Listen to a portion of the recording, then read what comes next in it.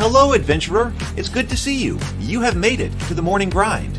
Welcome, welcome. It's the live stream at the beginning of the Geekverse, where we talk about all types of topics in geekdom, gaming, and fantasy, with an emphasis on being constructive and creating the things that we want to exist in the world. It's all in the grind, Sizemore. Can't be too fine, can't be too coarse. That's exactly right. There are a lot of adventures to be had today. Dungeons to explore and monsters to slay, and who knows what a random encounter might send our way. That's why we have to prepare, so settle in now for the morning grind with your favorite beverage in hand. Tea? Or maybe something a little stronger. I've got a few bottles of the old Wynyard left. Whatever you want. Pull up a chair. Dude. If you're feeling fancy, how about a cappuccino? Or a frappuccino? Or how about an espresso? Just tea, thank you. Sounds good to me, Gandalf. Whatever you want. I'm just glad you're here. Everyone is welcome. You can just watch if you want. You don't have to worship anything you don't want to worship. Thank you, Mike. But be forewarned. Sometimes we get really strange characters around here. Wait, what's that you say? Why can't you come and be a part of the stream? My wife would disown me. Oh no, I bet she'll be fine with it. Come on in. Am I scared for my safety? No. What are we supposed to do? Everybody do the secret handshake.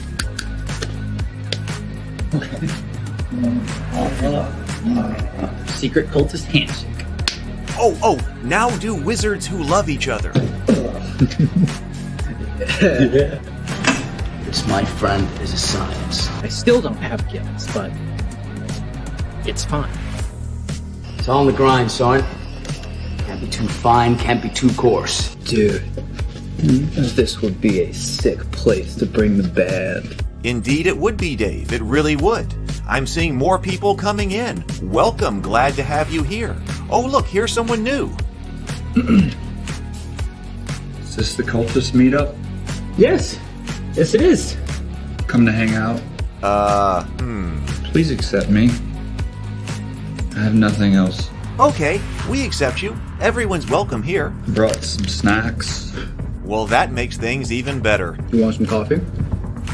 I don't drink coffee. You sure? It's cultist coffee.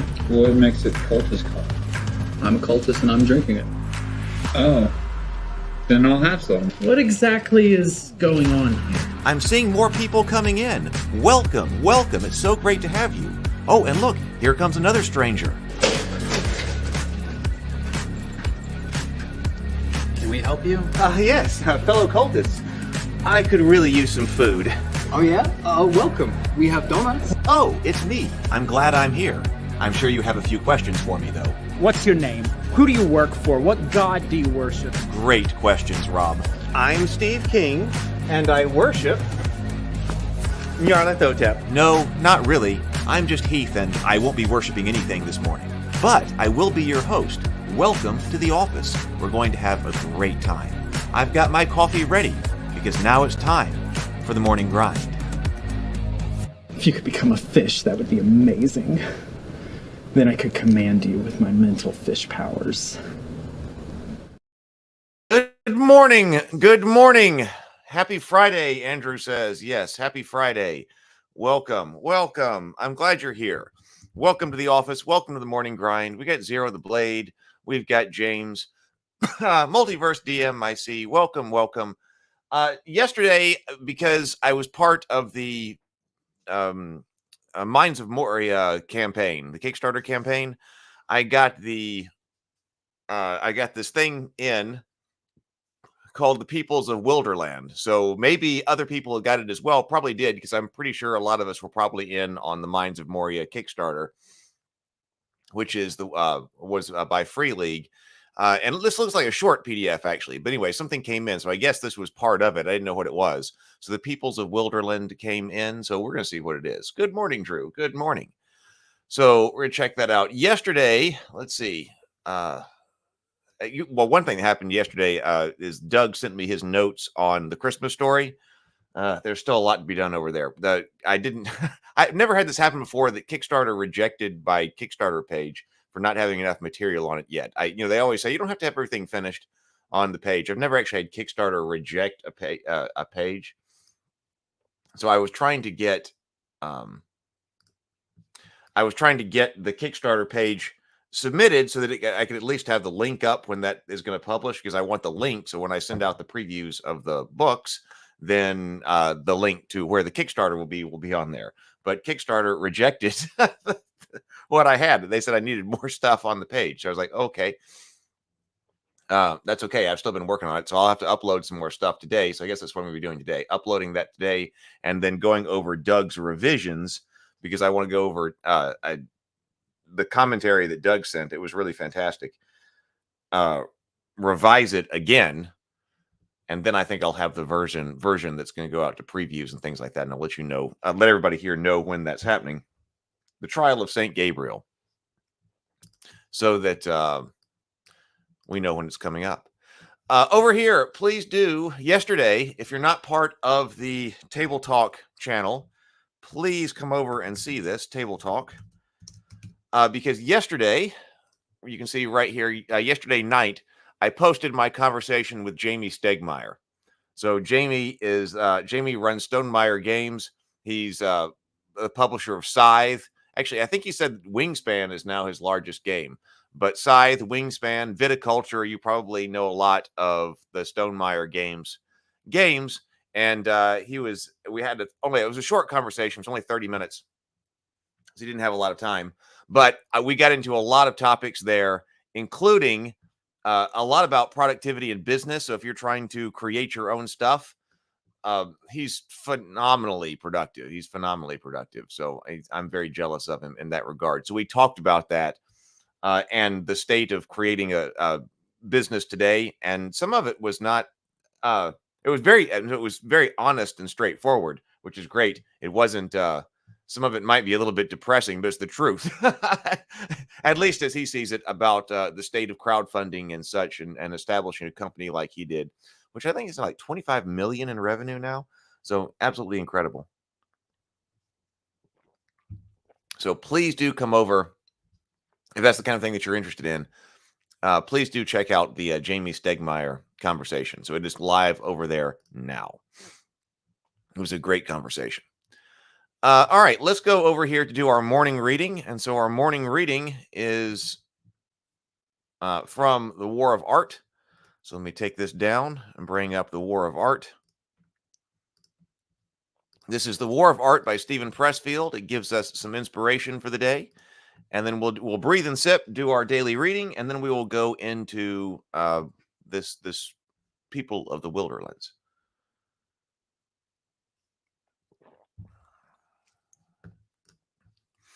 Okay, so we were talking about, I believe this is, we were talking about this. Yes, okay, so this was yesterday.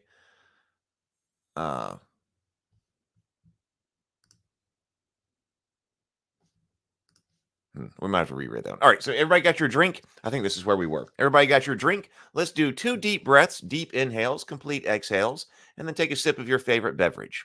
So here we go.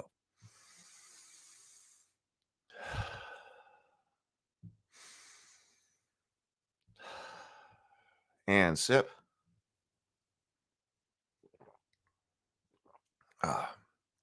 Trying to get caffeine going here. This is not really the way I need to be operating. For the past 2 nights, I've had to take a sleeping pill to get to sleep, which is actually why the morning grind didn't happen yesterday. I realized that it was like 2 nights ago. I was working, and then all of a sudden I looked up, and it was like 1 o'clock in the morning, and then I was like, I got to get to sleep, and I took part of a sleeping pill, and then just completely knocked myself out. So then now I wake. So I tried to reset today. Sleeping pills and caffeine is not really a great way to go. Like trying to make yourself operate like that. Breathe and sip. Okay, so I don't remember if I said this one or not. Let's go ahead and do this one again. A professional acts in the face of fear. Again, this is The War of Art by Stephen Pressfield. The amateur believes he must first overcome his fear, and then he can do the work. The professional knows that fear can never be overcome. He knows there is no such thing as a fearless warrior or a dread-free artist. What Henry Fonda does after puking in the toilet in his dressing room is to clean up and march out on stage. He's still terrified, but he forces himself forward in spite of his fear. He knows that once he gets out into action, his fear will recede and he'll be okay. Okay, I do think we read that one 2 days ago. A professional accepts no excuses. The amateur, underestimating Resistance's cunning, permits the flu to keep him from his chapters. He believes the serpent's voice in his head that says mailing off that manuscript is more important than doing the day's work. The professional has learned better. He respects Resistance. He knows that if he caves in today, no matter how plausible the pretext, he'll be twice as likely to cave in tomorrow. The professional knows that Resistance is like a telemarketer. If you show so much as say hello, you're finished. The pro doesn't even pick up the phone. He stays at work. I like that. I like that. I'm really eager to get back to writing something new, but I need to finish the Christmas story with the edits. I need to keep going. And NaNoWriMo is coming, and I'm not ready. 10 days to NaNoWriMo. It shouldn't about 10 days to NaNoWriMo. It's like 10 days to NaNoWriMo. A professional plays it as it lays. My friend the Hawk and I were playing the first hole at Prestwick in Scotland. The wind was howling out of the left. I started an 8-iron 30 yards to the windward, but the gale caught it. I watched in dismay as the ball sailed hard right, hit the green going sideways, bounced off into the cabbage. Son of a bitch, I turned to our caddy. Did you see the wind take that shot? He gave the look that only a Scottish caddy can give. Well, you got to play it. You got to play the wind now, don't you? Don't ye?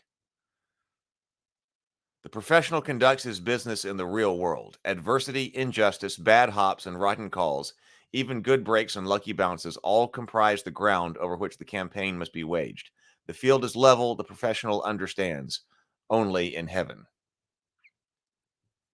The field is level, the professional understands. Only in heaven. I like that. Good morning, Stray. Good morning. No excuses. No excuses for doing our work. All right. Let's go over here. This may be a short morning grind today because this turns out this the One Ring is not a very long document. So let's just see what it is, though. The people's. Did anybody else get this? I found it in my inbox yesterday. I was like, oh, perfect for the morning grind. The Peoples of Wilderland. So it's formatted in the same way with the style here as the other books, which we really liked. I might use that kind of as some inspiration for the layout of the Rabavania RPG book.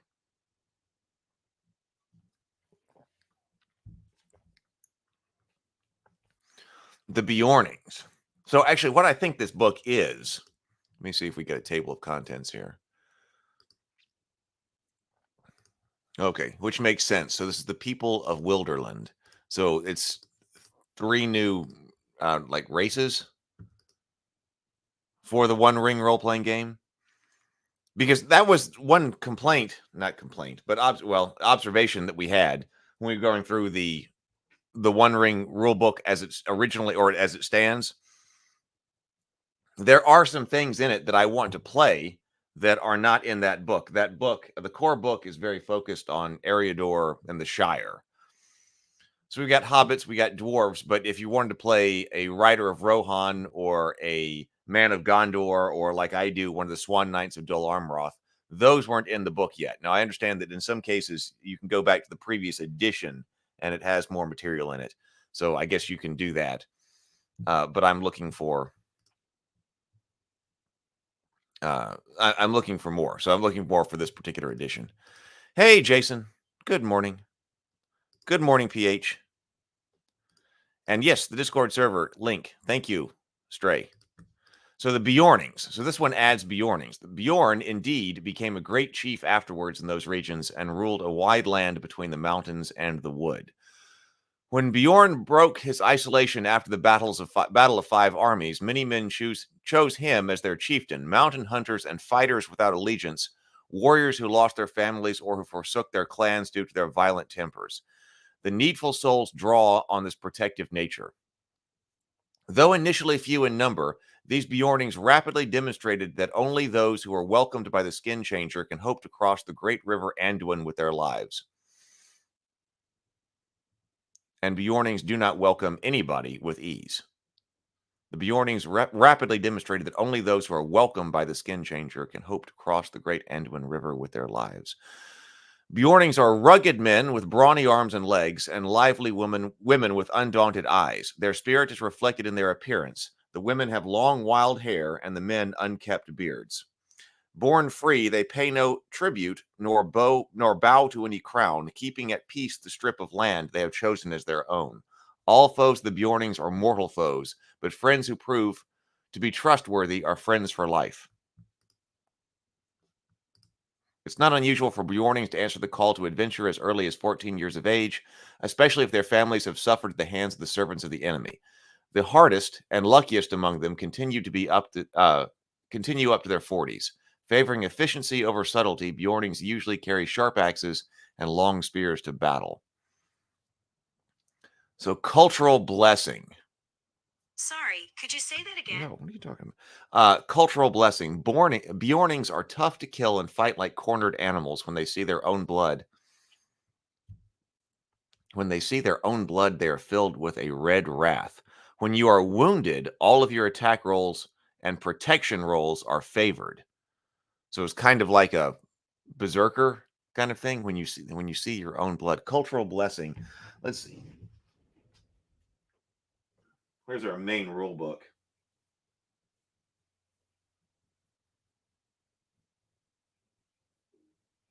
But where's my rule book?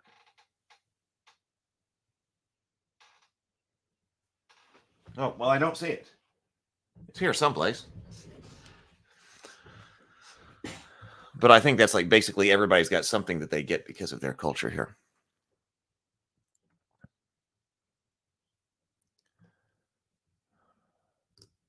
Bjorn means bear in Swedish. It's probably what Tolkien sourced the name Bjorn from. Probably so. Is this a game or a setting? Could I use this to play 5th edition or Pathfinder? It is the One Ring Lord of the Rings role-playing game, a supplement to the Lord of the Rings role-playing game. Now, this one is specifically for the One Ring game. That's its own rule system. The One Ring has its own rule system.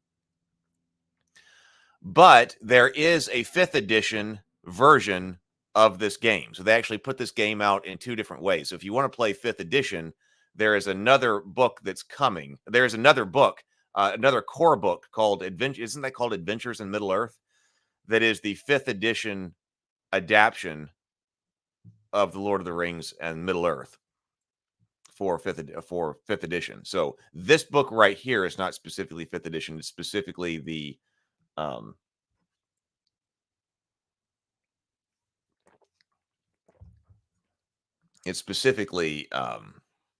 the One Ring, but it's coming. I noticed that it said in the email that this was sent out in, it said that note this one is for the One Ring. The 5th edition version is coming later, so I don't think it's out yet. The standard of living. Common. The Bjornings sustain themselves by breeding cattle and horses and keeping the hives of great bees. Sometimes they request the payment of a safe passage toll from travelers crossing their lands, but this additional income does not make them rich.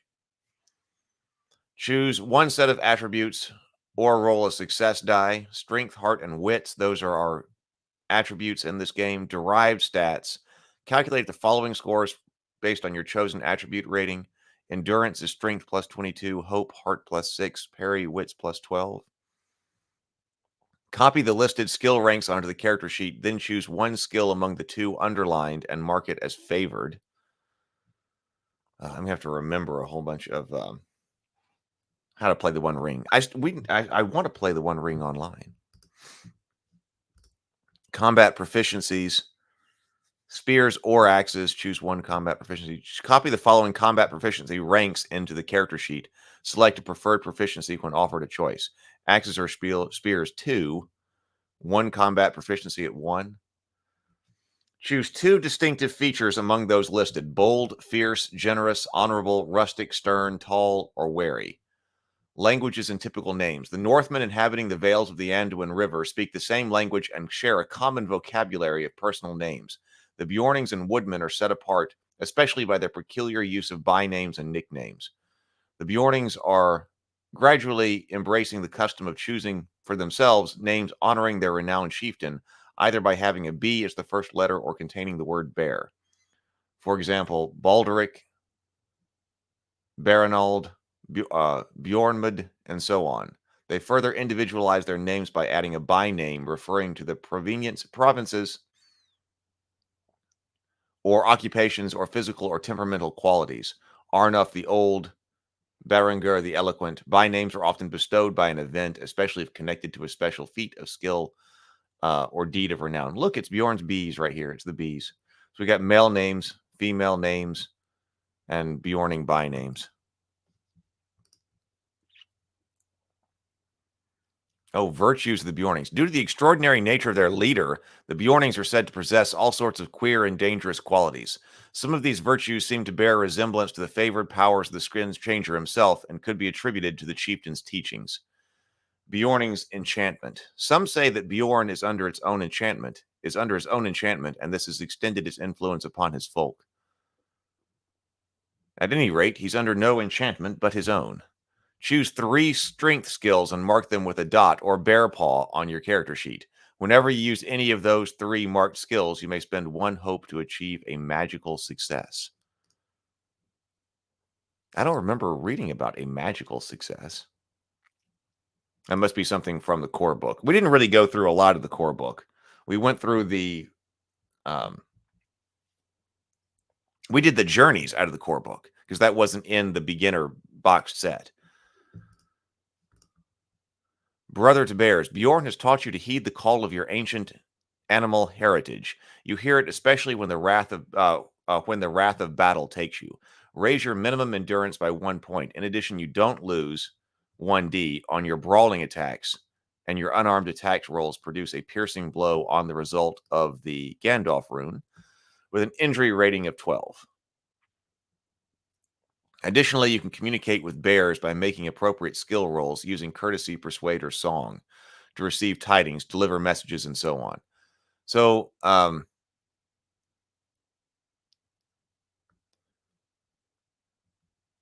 do you get to, I don't think you get all these things. I think you have to choose.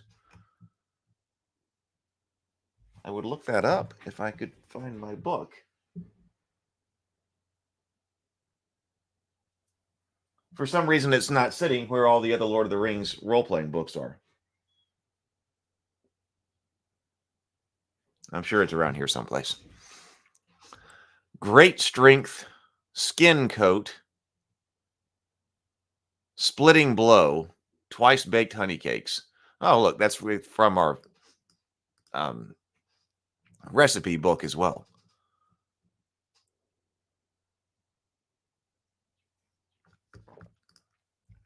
The honey cakes of the Bjornings are legendary among travelers. You have been shown the secret of their making and can prepare them for the consumption of all members of your company. Each time you gain fatigue from a journey event, you gain 1 point less. Additionally, raise your company's fellowship rating by 1 point. The making of these was one of his secrets, but honey was in them, as in most of his foods. Thank you for posting the links, Stray, to the Indiegogo and the coffee mugs. We'll bring up the Indiegogo page here at the end. I'm thinking about putting some of the mugs on the page. I'm not sure I'm going to do that, but I was thinking about that. The Elves of Mirkwood. Okay, so I really like this because this. Sure, was there some elf in the core book? I wish I could just check. But I can't. But nonetheless, I like the Elves of Mirkwood. So if we were playing a game, I might choose one of the, and playing this game in this particular region, I think I might choose an Elf of Mirkwood. So this is one of those things where it's good to be able to play multiple different games. Because there are more than, there are a lot of things in Middle-earth I'd like to play. An Elf of Mirkwood would be one of them. In a great hall with pillars hewn out of the living stone sat the Elven King on a chair of carven wood.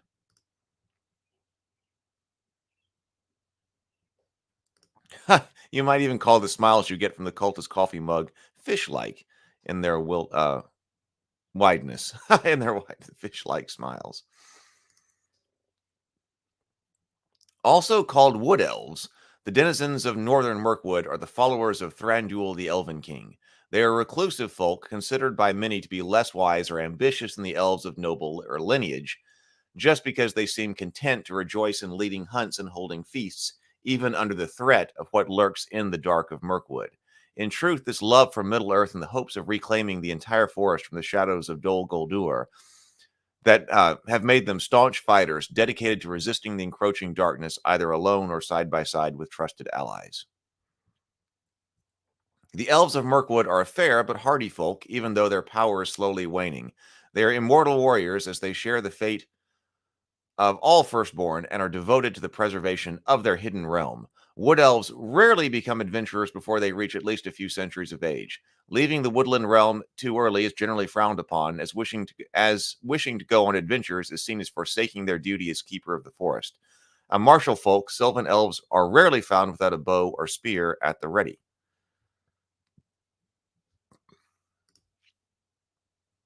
Cultural blessing, folk of the dust.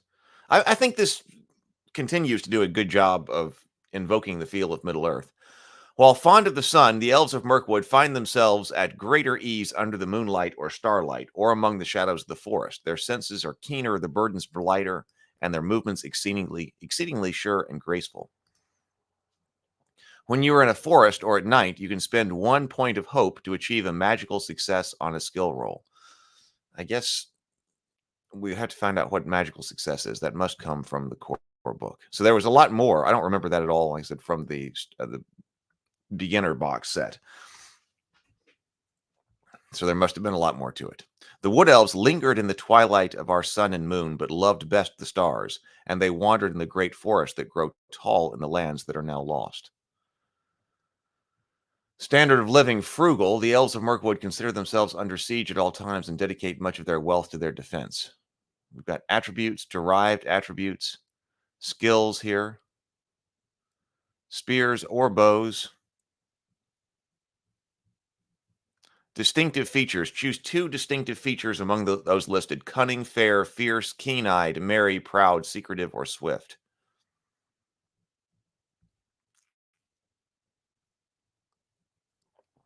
Their virtues: against the unseen. So it says the ancient tribes from which many wood elves descend went over the sea to grow fairer and more learned, and devoted their arts to devising cunning ways of deceiving the enemy and its servants. This is probably why they are deemed to be more dangerous and less wise. So against the unseen, elves can perceive creatures that dwell in the wraith world, be they spirits or ghosts, even when they are normally invisible to the eyes of the living and appear only as chilling whisper of voices. You have learned the strength of your heart. You have learned to strengthen your heart against such terrors.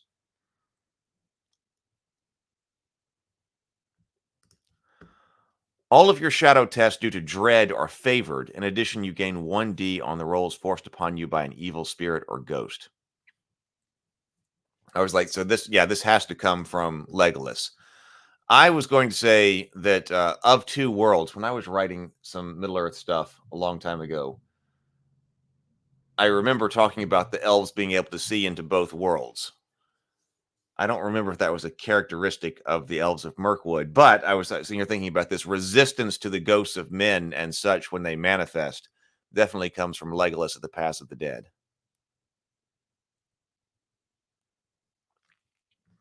Well, see, that's what the shades of men held no terror for the elves already. Why would they need to steal their hearts? I think I would have written that differently too. Because it does say you've learned to strengthen your hearts against such terrors. So you get you get a bonus to the tests or something. But I think I would have written that differently too.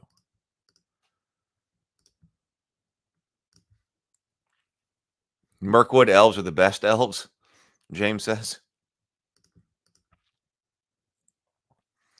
Okay, they've got a deadly archery thing. But see, especially if you have to take this, if this isn't something that you always get, I don't think you just get all of these different virtues in the beginning of the game. Somebody here probably knows.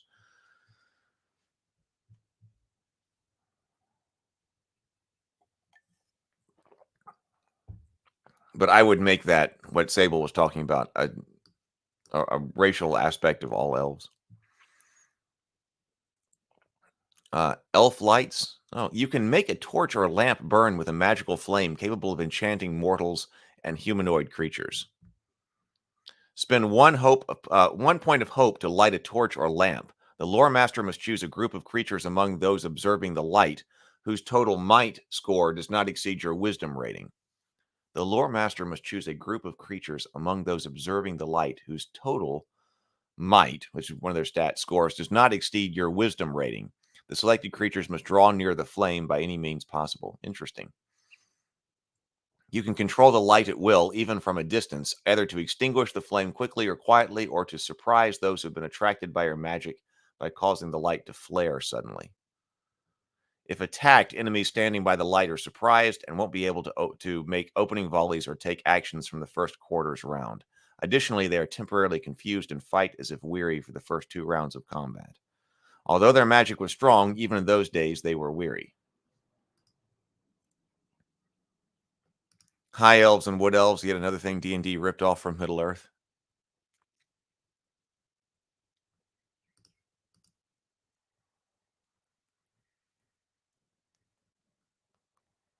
Galadriel. Elvish dreams. You don't need to sleep.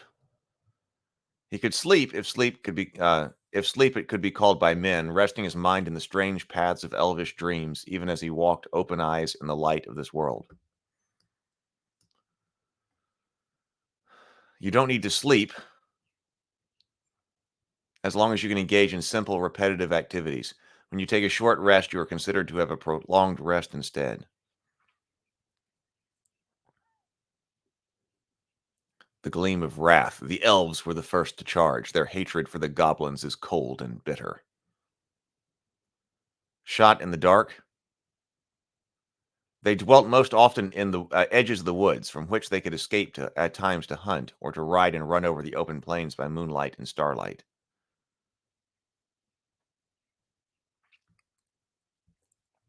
The woodmen of Wilderland.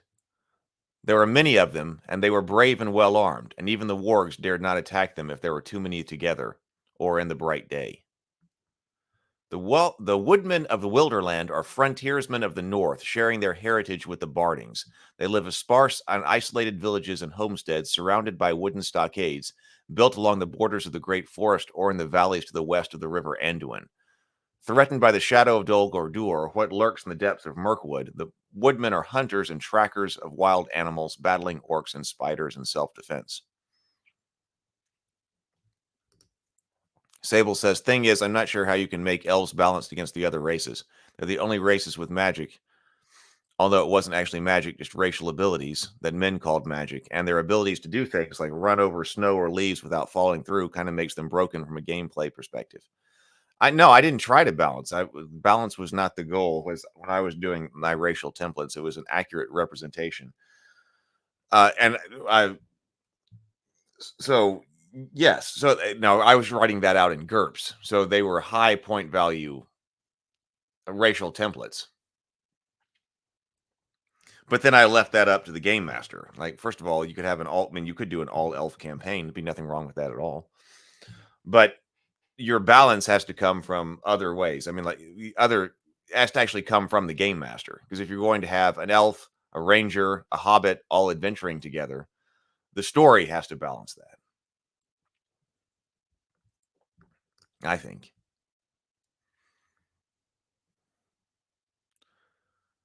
The wizard Radagast, one of the wise of Middle-earth, has chosen to live amongst the woodmen since time immemorial, taking residence in Rogospel.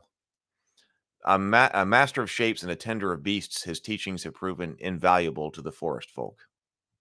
Or Rosgobel. That might be the first time I've said that out loud, but I think it's Rosgobel. Characteristics. The woodmen of the Wilderland are commonly light hair and tall. I know. And he was done so wrong, I thought, in the Hobbit movie. Radagast often comes up in role-playing games, I know, because it's another wizard to try to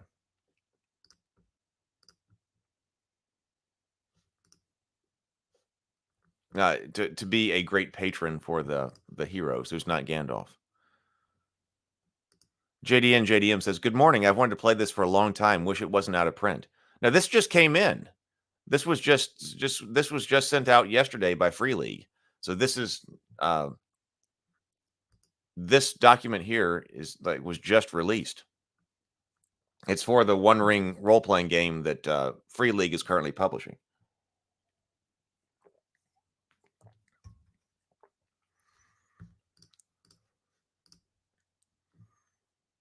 The woodsmen of the Wilderland are commonly light-haired and tall, but often brown-skinned with little red in their cheeks, thanks to life in the open. Sometimes they are deemed surely of speech and forthcoming by other folk, characteristics they owe to the life under their shadow. The woodmen fathers and mothers fear the day when they see the eyes of their favored sons and daughters gleam with faraway lights, for they know the secrets of the wild wood may entangle them with a longing that cannot be satisfied if they remain home. This call to adventure may arrive as early as a woodman's 16th year of age and may keep them away from home well beyond their 40s. Woodsmen encountered along the road are often skilled warriors, fighting with bows of yew and long-hafted axes.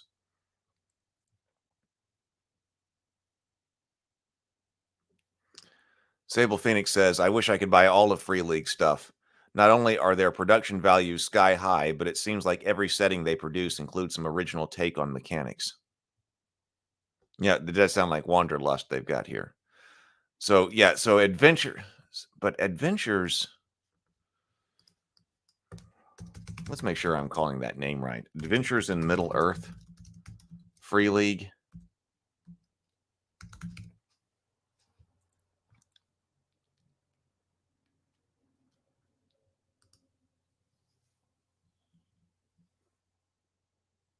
Yeah, that's the bundle here.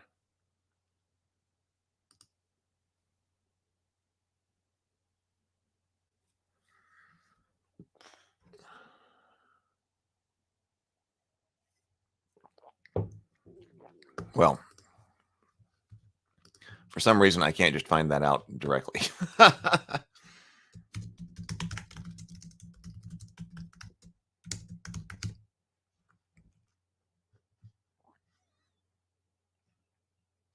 Okay, so Adventures in Middle Earth. Yes. Okay, so that was 5e, but that was from Cubicle 7. So that's when Cubicle 7 had the license.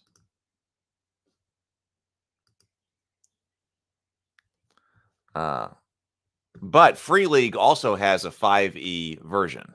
So what is 5e's version called?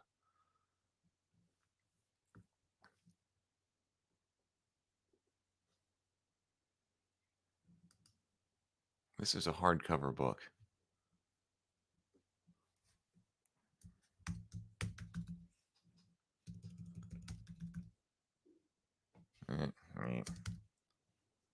Well, Free League stuff is Bleeding Edge. I love it all. They're 100% my favorite publisher of game materials, and it took them less than a year to get there. Yeah, Free League publishes the One Ring, right, which is what we're looking at right now. This is a supplement to the One Ring.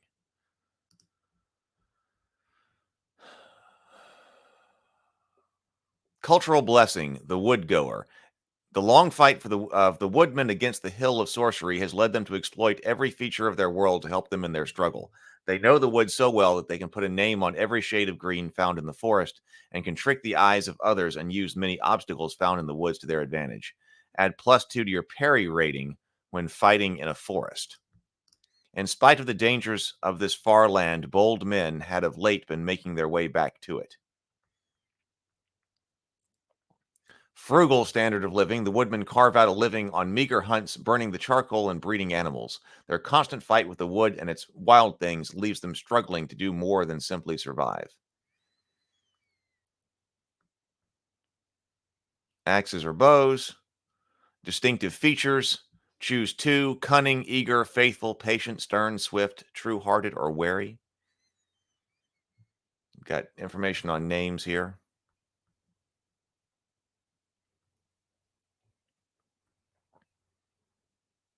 Their virtues, these qualities let the Woodman clan survive one of the most dangerous corners of the wildland, are subtle and diverse. The qualities that let the Woodman clan survive in one of the most dangerous corners of Wilderland are subtle and diverse, and have been put to the test during the years of constant struggle against the darkness of Dol Guldur.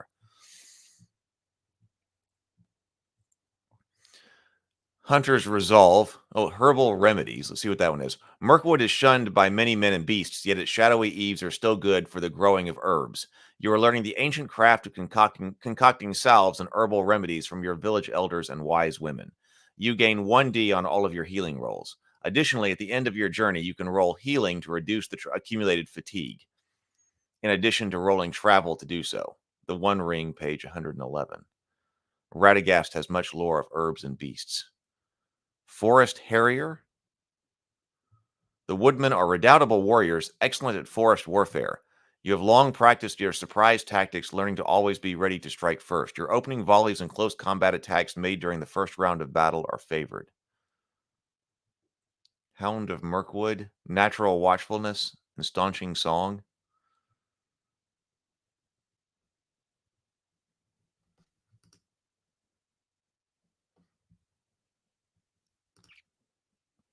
They have also, talking about Free League here, BGD says, they've also snapped up some great IPs like Blade Runner and Alien, as well as all the Borgs, and are reviving a revival of games like Twilight 2000. Yes. Which we've looked at Alien and Blade Runner here on this channel. The margin art is fantastic. Yeah, I really love this layout. Andrew says, I hear you say woodman, and all I can think of is I don't want to be a woodman. I want to be a lumberjack leaping from tree to tree. Okay, so that's actually all this is. So it's a short PDF. So it provides bringing Bjornings, elves of Mirkwood, and woodmen of Wilderland into your campaign. So that is the peoples of Wilderland.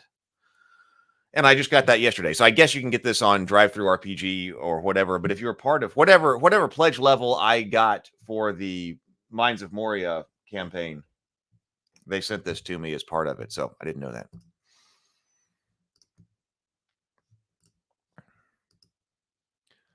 I must not know this song. Let me take this down, and then over here, let me go over here.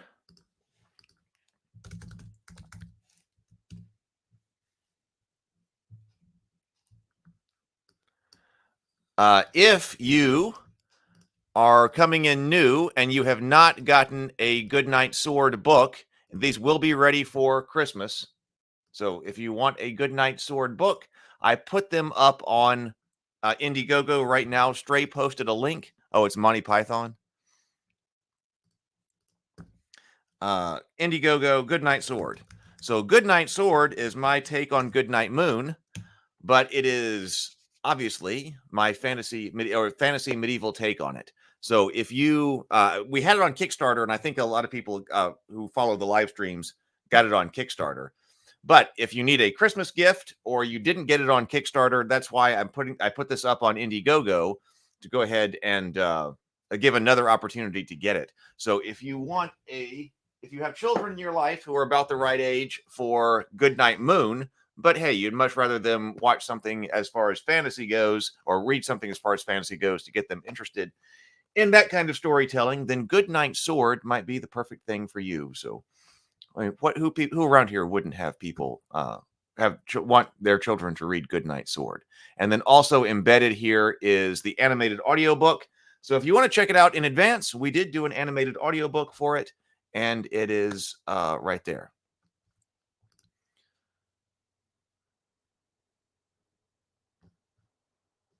So yes, the worship the admin links. They're a gift. Click on them. Yes. So anyway, so that is going on right now.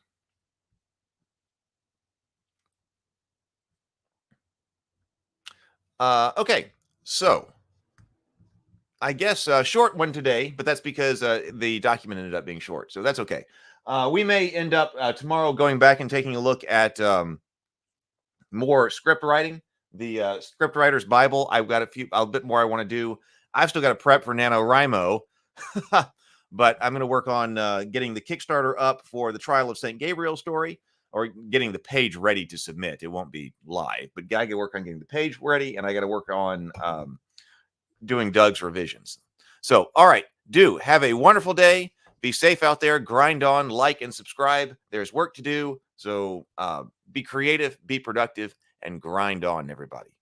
Later.